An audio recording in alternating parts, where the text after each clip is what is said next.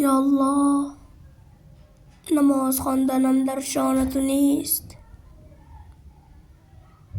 روزه داوود علیه السلام هم برایت نمیگیرم. صبر ایوب علیه السلام در مقابل بیماری هم ندارم. ذکر و تسبیح مانند ذکر گفتن یونس علیه السلام بر شکم و نهنگ هم ندارم. دینت را آنچنان محکم مانند یحیی علیه السلام هم نگرفتم. آنقدر هم اهل مدارا کردن نیستم مانند این گفته که بگویم بروید آزاد استید. اما خدایا من هم مانند آنها دوستت دارم.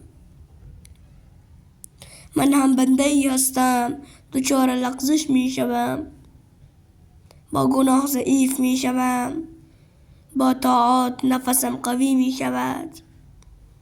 ای الله مرا قوی کن، ای الله مرا قوی کن، ای الله خودت برایم انتخاب کن و مرا در بین کارها که من نمی توانم بهتر تصمیم بگیرم